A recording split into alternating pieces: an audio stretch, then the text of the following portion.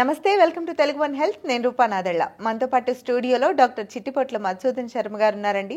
వంటింటి చిట్కాల సిద్ధహస్తులు and 35 years అపార అనుభవం కలిగినటువంటి వ్యక్తి ఈ ఆయుర్వేద వైద్య విధానంలో.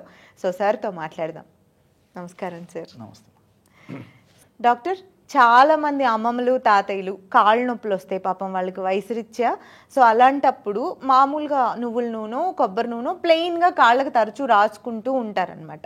అలా కాకుండా మీ స్టైల్లో వంటింటి చిట్కాల్లో వంటింట్లో ఉండే ఏదైనా ఇంగ్రీడియంట్స్తో ఆయిల్తో మిక్స్ చేసి రాసుకుంటే పెయిన్ ఇంకా బాగా తగ్గుతుంది అనే రెమెడీ ఏదైనా ఉంటే అది చెప్పండి. మామూలు ఆయిల్ అప్లై చేసినందువల్ల కలిగేటువంటి పెయిన్ రిలీఫ్ కంటే కూడా, నొప్పి నివారణ కంటే కూడా మనం కొన్ని పదార్థాలు కలిపేసి మెడికేటెడ్ ఆయిల్గా తయారు చేసుకుని వాడుకోవడం వల్ల ఫలితాలు మరింత శీఘ్రంగా, సమర్థవంతంగా, ఫాస్ట్గా ఉంటాయమ్మా. ఎలాగంటే చాలా ఉన్నాయమ్మా. ఫస్ట్ ఒకటి చెప్తాను చూడండిమ్మా. ఈ ఎలా తయారు చేసుకోవాలంటే ఒక 100 ml ఈ నీరుల్లి రసం తీసుకోవాలి. ఒక 100 ml ఆ రసం తీసుకుంటే 200 ml నువ్వుల నూనె తీసుకోవాలమ్మా. ఈ రేషియోలో 1 part ఈ రసం అయితే, నీరుల్లి రసం అయితే డబల్ ఆయిల్ తీసుకోవాలి. మీరు ఎంతైనా చేసుకోవచ్చు.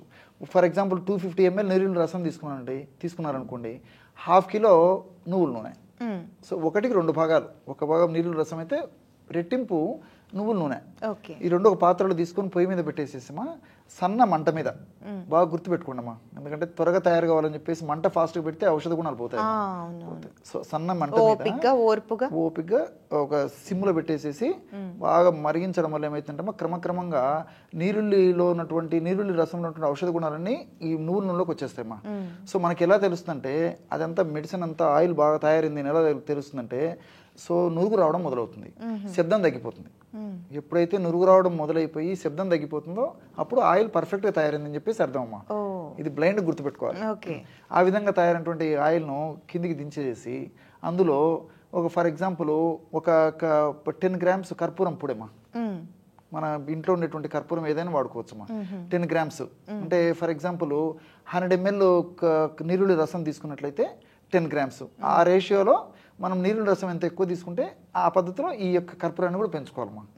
అట్లా 100 ml నేను చెప్పాను కదమ్మా, ఒక 10 grams దీనికి ఇప్పుడు నేను చెప్పిన రేషియోకి.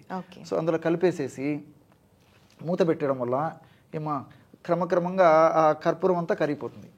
చల్లారిన తర్వాత ఒక సీసాలో నిల్వ ఉంచుకొని ఆ యొక్క ఆయిల్ని రోజు ఒక్కసారి కానీ 2 సార్లు వాడుకోవడం వల్ల చాలా ఫాస్ట్గా రిలీఫ్ వస్తుందమ్మా. సో ఇది పెద్దవాళ్ళకే కాకుండా అందరికీ వివిధ రకాల నొప్పులకు ఉపయోగపడుతుందమ్మా. అవును, గేమ్స్ ఆడే పిల్లలు ఉంటారు, వాళ్ళకి నొప్పులు వస్తాయి. పగలంతా ఇంట్లో కష్టపడిన లేడీస్ కి నొప్పులు వస్తాయి. పగలంతా బయటికి వెళ్ళి తిరిగి వచ్చిన మగవాళ్ళకి అందరికీ యూజ్ అవుతుంది. అన్ని రకాల నొప్పులు తగ్గిపోతాయి. రైట్. సో చూసారు కదండి, డాక్టర్ గారు చెప్పిన చిట్కాని జాగ్రత్తగా పాటించండి. సిమ్ లో పెట్టుకొని ఓపిక్గా ఓర్పుగా ఆ ఆయిల్ ని కాచుకోవాలని చెప్తున్నారు. మనకు డబ్బులు అయిపోతాయి, గ్యాస్ అయిపోతుందని చెప్పేసి ఆలోచించారనుకోండి, డాక్టర్కి అయిపోతాయి ఆ డబ్బులన్నీ. సో జాగ్రత్తగా వంటింట్లోనే మనకు అందుబాటులో ఉన్న వైద్యాన్ని మనమే చేసుకుందాము, హెల్తీగా ఉందాము. ఈ వీడియోని సేవ్ చేసి పెట్టుకోండి.